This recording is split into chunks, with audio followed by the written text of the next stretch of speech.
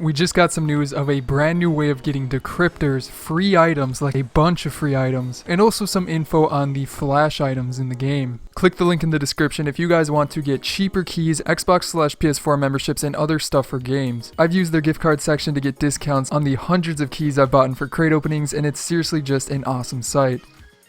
Back into the announcements stuff, we actually have a ton of different things to go over, so this is kind of just like a mosh pit of different news, but I think it's all interesting stuff. I think it's things that you guys will like because it has to do with items, has to do with new things coming into the game, and basically just a bunch of stuff for 2018. So leave a like if you guys enjoy it, and let's just jump right in. So starting it off here, let's go into some of the smaller ones, and then we'll save the stuff like the decryptors for the end. You gotta save the best for last. But yeah, Psionics Devin, the community guy behind Rocket League, just put out like a bunch of stuff that has to do with things that they have planned for 2018. And by the way, first of all, this does mean that the game is probably going to be around for the whole of 2018. I don't know if they're ever going to release another Rocket League, like a Rocket League 2. I'm kind of hoping they do. I think that would be really cool. But I do think they're going to continue to do updates for at least a year or two before they announce something like that. But yeah, one of the cool things that they talked about is that tournaments are coming into the game. Not just like online watching tournaments anybody can partake in. And I believe it's going to be like a new way of matchmaking. Now, they did talk about this a little bit in the past, and the details weren't that solid, but we do know that you can do private tournaments, I think, like with your friends, and then you can also do public tournaments, which again, nothing is really that solid, but I think it's going to be something that you can just use matchmaking to get into, and also you're probably going to be able to earn prizes or items or titles, banners, stuff like that. And they did say that that is going to be coming in the beta early 2018, and then officially going to be coming out after that. And also the beta is going to be on PC only. But that is something very cool. As soon as we get more info on it, I'm definitely going to get it to you guys. But so far, they're pretty